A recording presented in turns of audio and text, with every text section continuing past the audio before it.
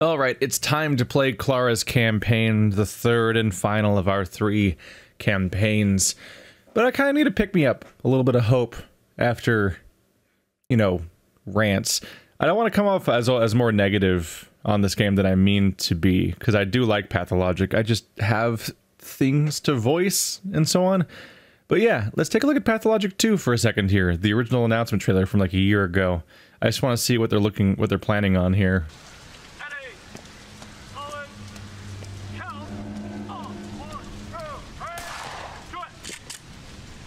Hello.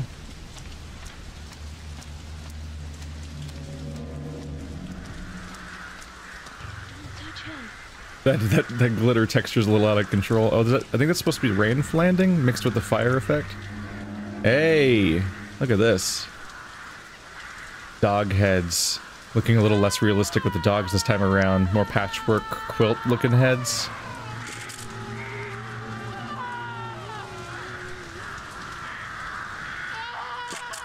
It is interesting. I'm wondering if this is set up just for a trailer, or if this is actually like gonna be what it's like a little bit more of characters wandering around and interacting with each other and sort of doing things and so on. You know, BioShock, Dishonored, Prey. Oh, passed out. His infection wasn't that high, was it? What if you actually get knocked out periodically by the plague if your meter's in danger zone instead of just the weird effect that would happen on the screen if it was more dire than that, making it a more important thing to manage. We have thirst this time. All those hundreds of bottles of water make more sense. Autopsy. I saw that prompt. Oh, we've got a more Resident Evil grid manage where things fit inventory. That could be interesting. I'm wondering if it has similarly frustrating limitations that were in the previous game or not.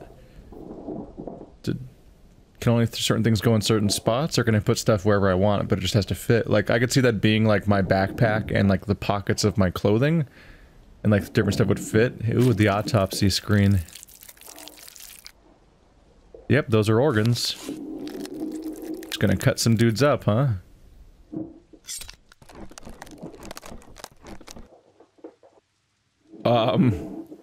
That's not I'm sorry, it's a key? Oh. Okay. He just cut that guy open to find a key that was inside of his brain. Which may have been how he died, I guess. He was killed by that being jammed in there. And that got him through the next door. The health, hunger, and fatigue return. We have thirst now. So we need to deal with food and water separately. This is interesting. Oh. First of all, I'm noticing the lantern seems actually necessary this time. It looks like the game's actually dark in these internal settings, because it looks pretty dark on the peripheral. So you need to worry about having lantern oil and stuff like that. But I also like that we're methodically exploring a location. Like when I'm looking at this and seeing like this building is like a level to play through. You have an entry point, you have things you might be able to find, you have to methodically explore, avoid any threats, find items that may be on different characters, and there's a greater variety of things, it looks like. Compare this to Pathologic 2000, I think 2004 is when it came out or something, and like, it was just check all the boxes real quick to see what would be in them. Aside from the quick enemy, there wasn't much that mattered. Hey, an executor with a name. Saturday. I'm kind of intentionally not reading the dialogue, because spoilers potentially. This is different. For me, the executor is the most iconic design in the entire game. So it's jarring to see it look so different, but the new one also looks really eye-catching and unique immediately too. So having a really like iconic design for the executor in both games that are also separate from each other kind of sets them apart. Oh, infection cloud.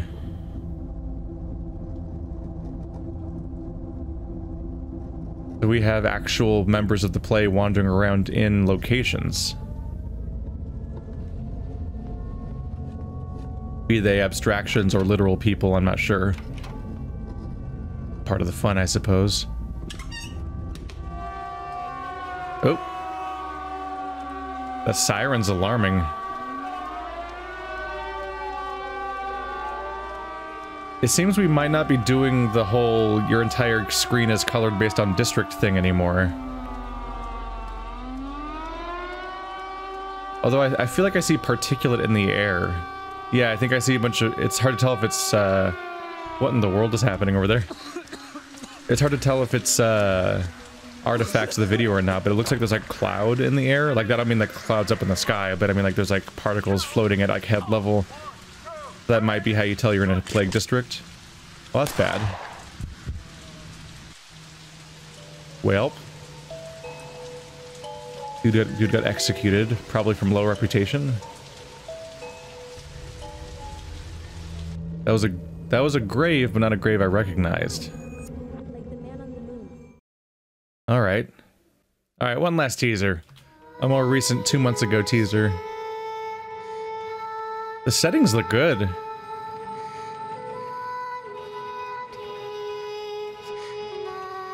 Okay. The Supreme's pretty big. Oh yeah, you can see the cloud now for sure. Okay. Oh, it actually looks like it's made of paper now.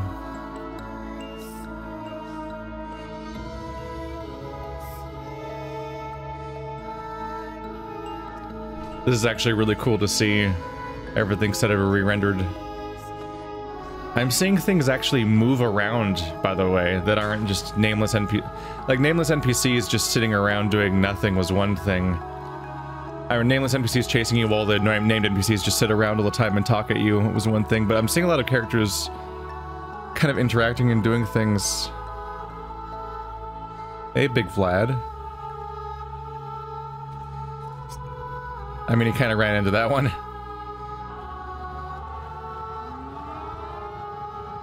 Alright. Alright. We really want to pull off the trick of emergent narrative in the remake of Pathologic. We want to make unscripted events that happen to you on the streets of the town or in the steppe to be your story, and to be different every walkthrough. Look at games like Forest, for example. There's no story per se besides the setup, but it still has potential to create great stories of struggle and survival. Mixed feelings about that idea. Pulling back from the idea of having a proper story feels like a really odd move. Although, like, I've already seen that they clearly have a bunch of NPCs and so on in Pathologic 2, and not just, you know, nothing like the Forest had. The Forest is not a great game, but it was probably more popular at the time, so it probably was a thing to compare it to. This is 4 years ago, though, so maybe that's not... Maybe this AMA is not the best source. No quick saving. We're planning on saves and checkpoints like old school horrors. Alright. Alright. Whew. We'll see how that goes. We'll see how that goes.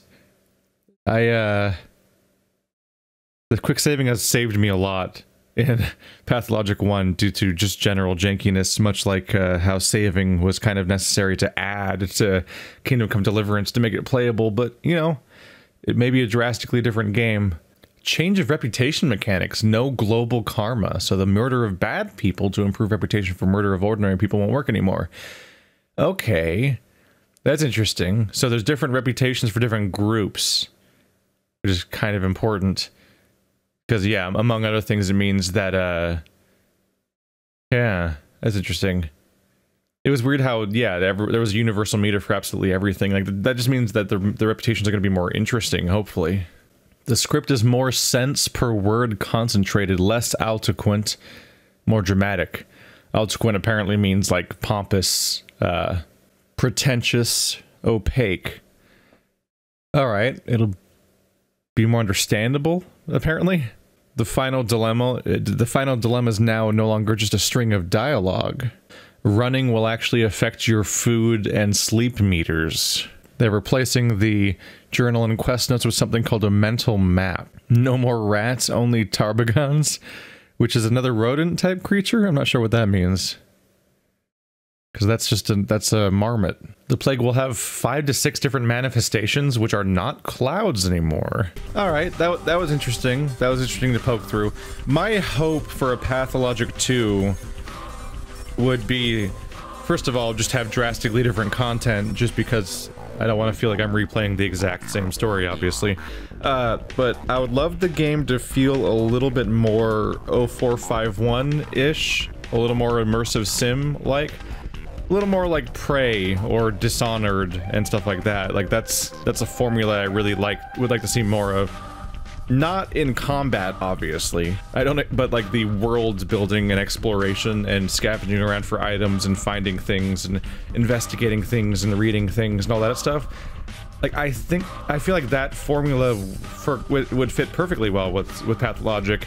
And watching that guy poke around that house, I was like, this immediately looks more like my jam, which I'm really curious about. Because right now searching a house is really bland.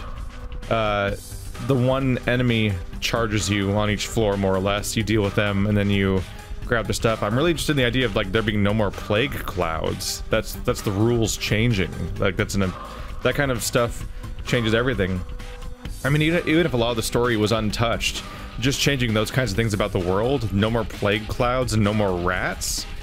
Like that's such a huge percentage of my overall interaction with the plague.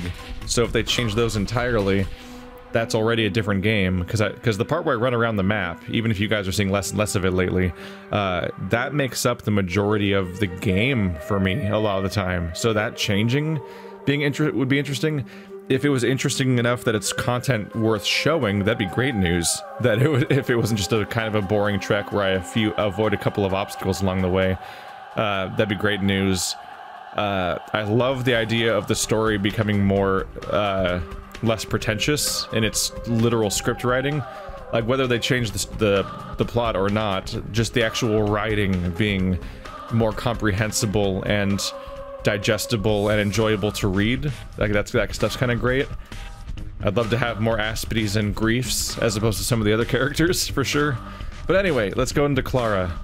Clara's a weird one. So, it's all about trickery to you? Wherever have you come from? No. I detest trickery, but if we ourselves are to suffer deception, our hands are no longer tied. Where are we? Well, the muscular contraction is there. Means we're already inside of him. This must be one of the ventricles, right here. What a silly place. It's stuffed. So it's not real for now? I don't think it has started yet. Does it matter what it's made of? It's definitely struggling. We need to perform sectio transversalis. Cut the wall. There's no other way out. What else is there to do? I know what to do. Those who favor hard logic and direct action are bound to be misguided. Only a miracle can set us free without us having to destroy something. And I can do miracles. Just let me. Will you please be quiet? You're a liar and a thief. Who is going to believe you when you keep lying to yourself? The truth is my shepherd. Whatever happens, I will find answers, and justice will be restored. I will perform the operation. Medica morbo adhibe. Don't you go all bossy on me, clever clogs. You will act justly, but your justice will blind you and become his demise. This calls for the gentle hand of a surgeon. Step aside, both of you. Your gentle hands are used to killing, not giving life. You will inevitably do harm. As for Brainy, he has no regard for casualties at all. Neither of you knows compassion. Yes, it seems unlikely that we'll get along well. But there's only one truth. Any choice is right as long as it's willed. That's the truth of the matter. Only the heart will show you the right choice. Stop thinking about yourselves. Think of the sick. He's in pain. I can't see it yet, but I can feel it. It's not even a trap. It's a grave. Subipsum funis sumus. Can't say I hold a soft spot for it. I can see that. You're full of hate. Stuffed or not, it's breathing. I can hear it. It can be healed rather than killed. You mean you won't become a killer? But you will. Mark my word, that's exactly what will happen. But I can avoid it. No, we won't ever get along. I suggest we be on our way. The sooner the better. Off we go then? Let's go. The clock is ticking.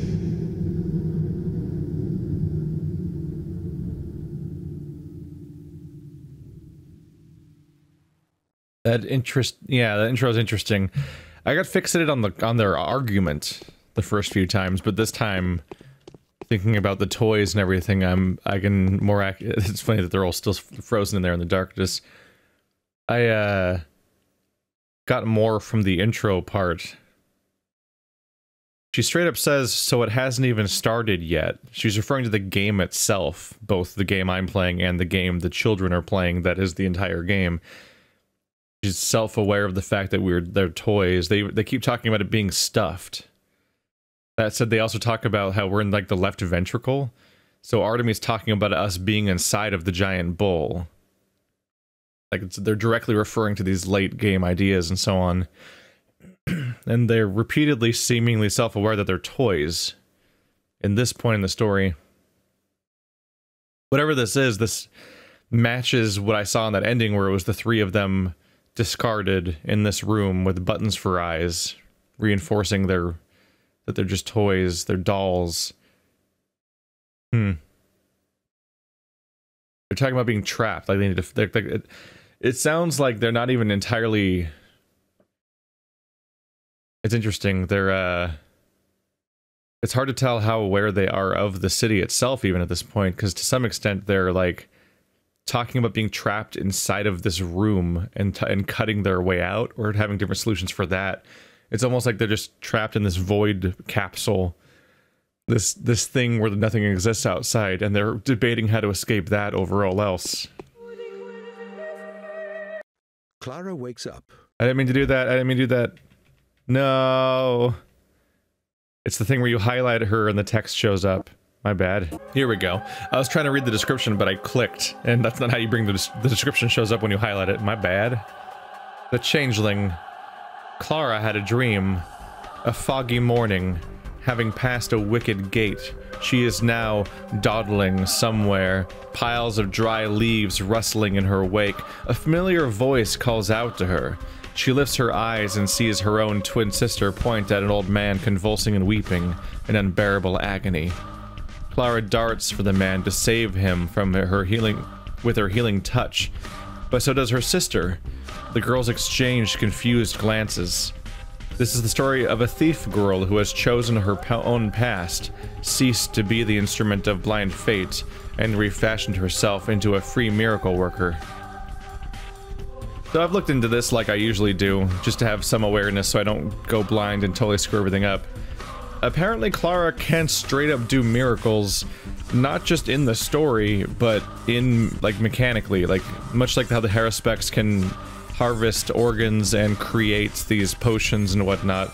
The Changeling can actually do, as an ability, she can actually do these types of miracle things where she can heal with her touch.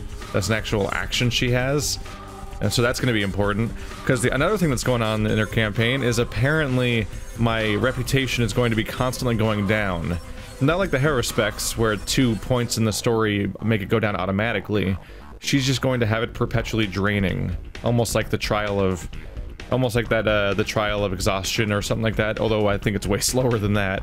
But yeah, I have to maintain her reputation to some extent every single day, or it will go down, and that'll become an unmanageable problem.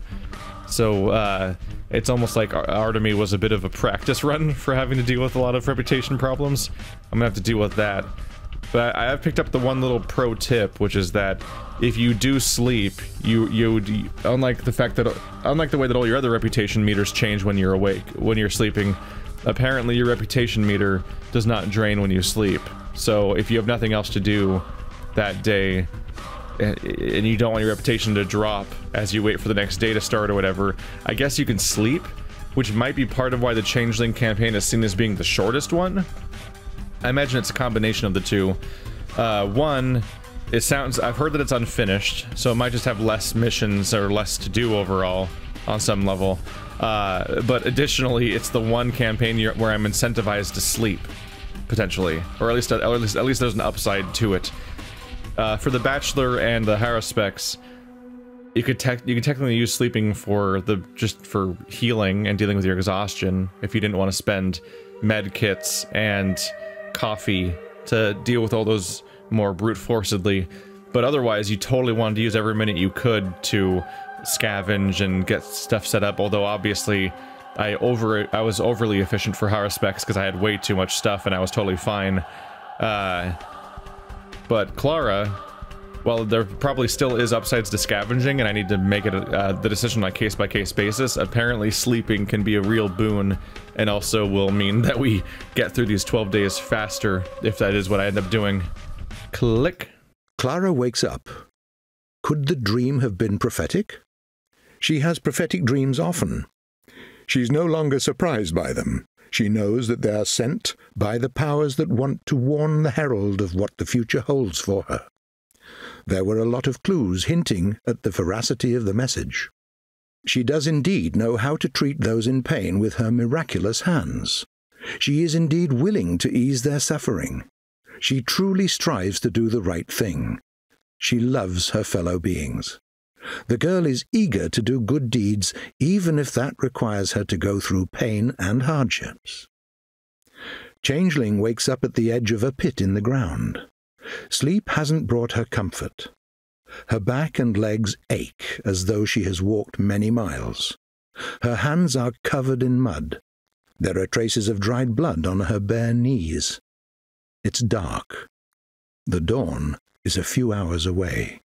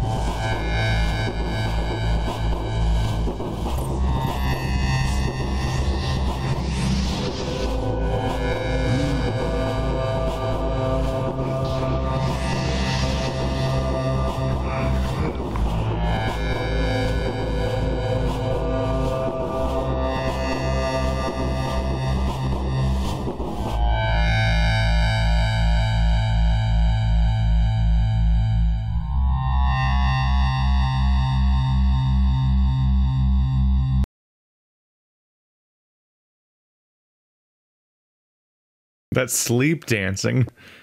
Alright.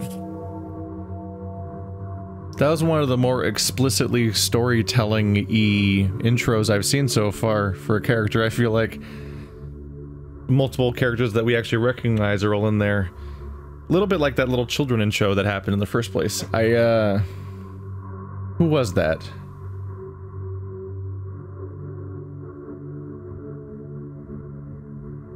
Who was...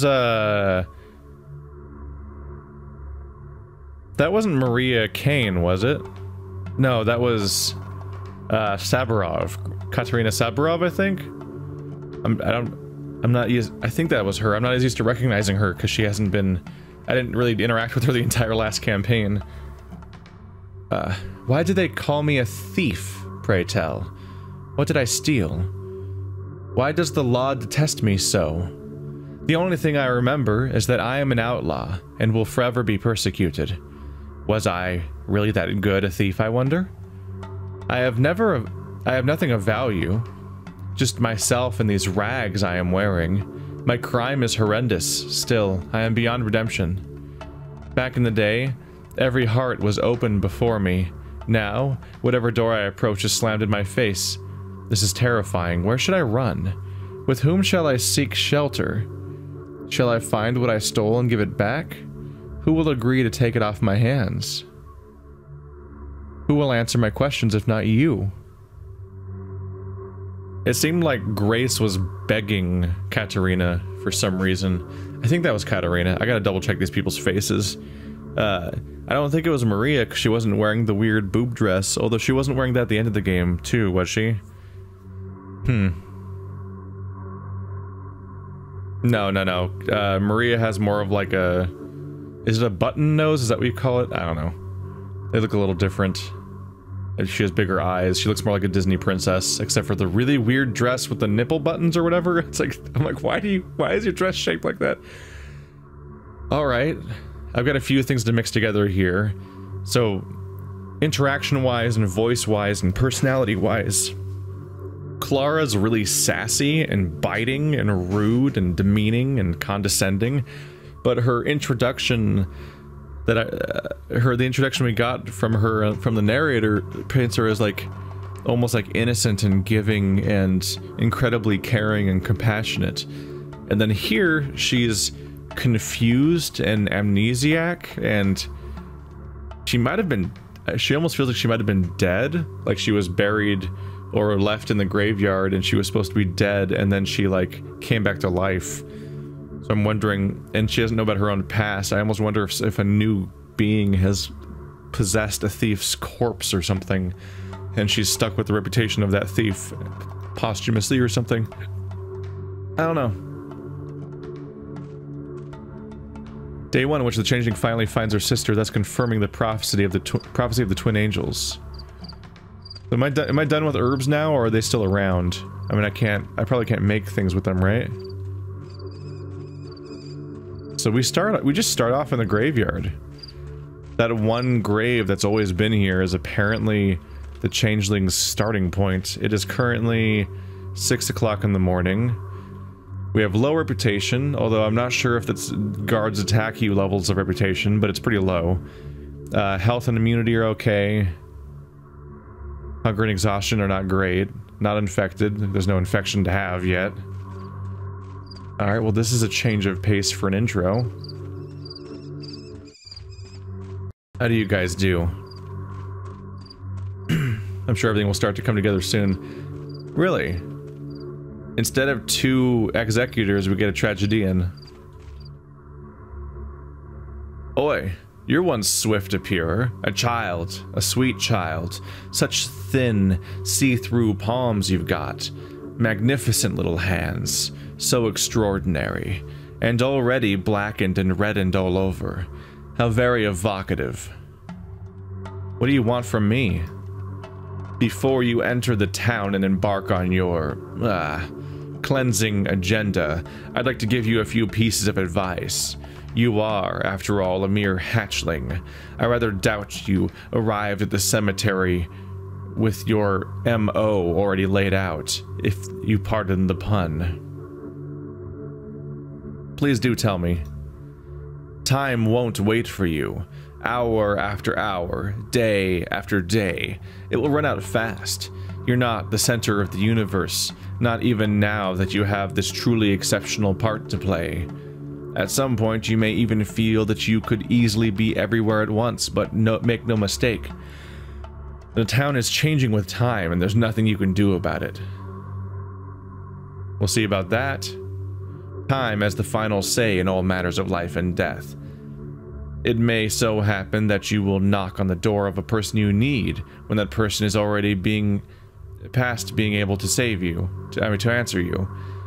The news changes too. What was on a person's mind a day ago will have petered out come tomorrow, and it may have been something you'd have found useful. Pray, why speak of such terrible things? It's not like I have a say in matters of anyone's life or death, time or no time. Haven't had a laugh like this in quite a while. If you don't have a say, who does? But Who but you, my blessed child, is holding in her hands the lives and deaths of others? But be careful with your terrible gift. Every death will count against you. No amount of trickery is too much. No price is too high for maintaining a viable reputation. Reputation? Yes, you will have a reputation too, my dear child. I don't think you'll find that sullen horse easy to tame. It will be full of surprises. Your reputation will be falling, always, relentlessly. And it's decisive in, you know, everything. How many friends you've got, how many enemies. Trust opens the right doors and the right lips. Why will it always be falling? I'm a good person. But people are convinced to the contrary. You will exist in several guises here. The guise that will live in the collective mind, and one may speculate, the collective memory, is a most terrifying one. Every day, people will witness signs of your otherworldly nature. They will be frightened. No, I will be remembered for my mercy, and always spoken of in praise, you'll see. People will always appreciate your help, and I can assure you a lot of people are going to need help these days. Relieving sufferers from their misery is appreciated a great deal. Sometimes a person is in such pain that even euthanasia will be a blessing, especially for the incurable.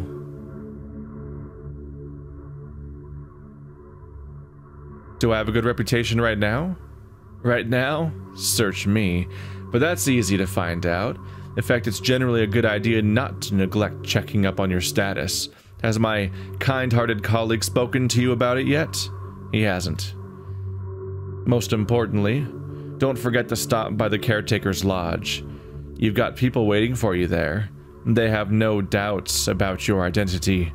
As it appears that as it happens, they've just drawn proof of your arrival from a pile of oracle bones. Your turning up in person will duly impress them. Tarry not.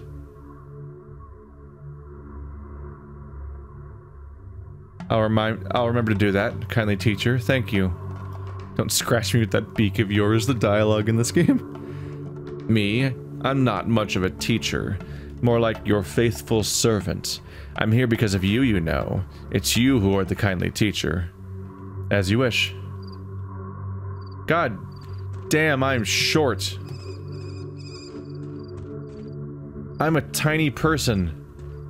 It's becoming abundantly clear to me how goddamn tiny I am. I can look up at the executor as Clara. Oh, that's weird looking. That's a weird feeling. That's weird to realize how short I am. Hello, entire gravestone. How small you are. How frail. Will you survive in this horrible world? What happened to your face? How can you say something like that? You haven't seen my face. It's behind the mask. Nor can I see your true face. You can't see my face? As if I were wearing a mask too? That's funny. Is there anything you want to tell me? Aren't you? You'll have to be taught to eat, drink, sleep, move around, heal yourself, even to breathe. This place drains your health all too fast. Even a seasoned person must stay alert. Not everyone manages to cope. Teach me, kindly mask, how can I stay in good health? We're dying every minute of our lives. Thousands of cells dissolve, melt, burst like bubbles in a froth. You must replenish your strength several times a day. If you allow yourself to be overcome with exhaustion, or your hunger becomes unbearable, you'll be dying even faster than usual. And usual is fast enough as it is. It's the air in this place. I'm hungry already. Starving, actually. You can buy food at a shop. If money is a problem, various comestibles can be picked up at residential houses. But those are closed except during an emergency. And should you break into one using a lockpick, be nimble. The inhabitants will defend their property. So what am I to do? You can take anything you want at the mansions of those destined for the leading roles in the unfolding drama, such is the custom of hospitality with the local aristocracy and those who try to imitate them. What sort of people are they? You will soon learn to spot them among the populace. Their houses stand out. By the way, this is also where you can find a bed to get some replenishing sleep in, provided of course you don't give the owners a reason to shut the door on you. Where can I buy useful things around here? You can spot a shop by its sign. They're for selling useless items as well as buying useful ones. And some of the people in the street will gladly barter things that they wouldn't sell for you for money. There's illicit trade going on at a couple of secret spots, but a lady so young would be wise not to set foot in those dens, or for that matter, talk about them. So there are things no one would sell me, right? Should your reputation, on the importance of which my surly colleague has been meaning to speak to you, sink so low as to lose you the trust of even the most desperately reckless, which describes all merchants, you won't be able to buy even the most harmless of articles, but reputation can be restored. What else can you teach me? Essentially, that is it for now. Don't forget to stop by the caretaker's lodge, awaiting you there is Katerina, who will be a better mentor and support than myself in these difficult first days. You're lucky to have her on your side, being as she is a mistress, as well as wife to your ruler, the fearsome Alexander. Very lucky indeed. The fearsome Alexander.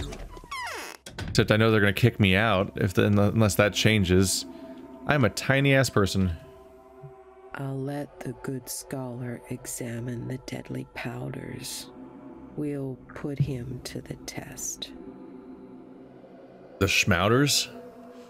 Were you the one that had the bachelor go into the suicide house? I don't remember.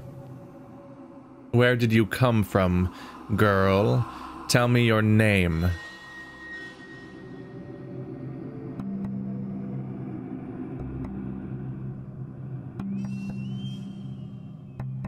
Interesting line down here.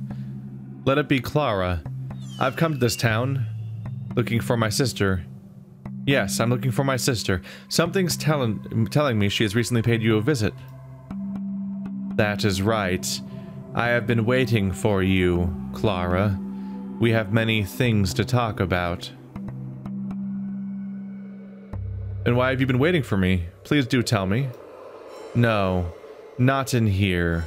Listen, you need to go to my house. Report to my husband, the ruler, Alexander. He will take care of you. And I will be there later, when Grace and I are finished with our business. If I am guessing who you are correctly, then we are all saved. Are you in danger? Yes. The bones say we are in danger, the likes of which have not been seen on this earth. Go to our house, Clara. If you are who you have been waiting for. If you are who we have been waiting for, you will have no trouble getting there. And no one will threaten you on your way. I'll do as you say. Ooh, couple of quick updates. From what I understand, Clara can't really use weapons, or at least most weapons that the other characters can use, apparently. Like a number of them are just not available. In addition to that, I've heard that she's gonna get the map automatically. So like, the higher specs needed Notkin, Bachelor needed Vlad Jr. Apparently Clara will just have the map, apparently. Maybe because of her maiden, her mistressness status. Yes. So what are you waiting for? You need a warm place, a meal, and a bath. You are all covered in earth and something red. Is that clay? And what about you? Go. I will follow. Perhaps I will be at the rod even before you get there. Yes, Lady Katerina. Yes? He is ruthless. That man with a snakeskin coat. He doesn't know compassion. I don't think going over people's descriptions for a third time is going to be as necessary. It was a good recap after we, because it was a lot to take in at the beginning of a playthrough, so doing a second playthrough where we ran over them again was a little handy to reinforce some stuff. Surely you're not going to hurt a poor caretaker's daughter, are you? I may be useful to you yet. If I die, who's going to look after the graves? You don't say so, my dear. Who do you take me for? You've got me mixed up with someone else, right? It's chilly here. Very chilly. See? My lady has come to find out what the dead are saying about our fate. And what are they saying? They're saying they've already vacated 7 of the 9 corners of the house for the guests that are due. All the house's inhabitants are now crammed into the remaining 2 corners. Can you imagine the harvest that death is about to reap?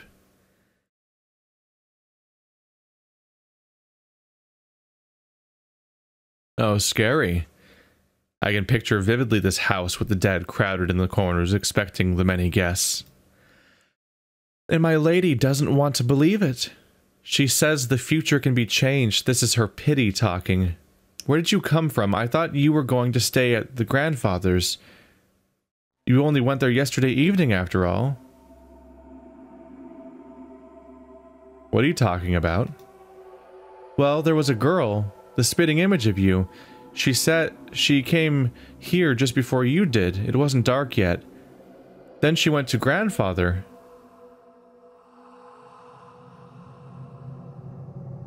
Have you seen her with your own eyes? Just like I'm seeing you now. It must have been my sister. This supple-handed runaway had no mercy for a wounded man. He can't be a true warden.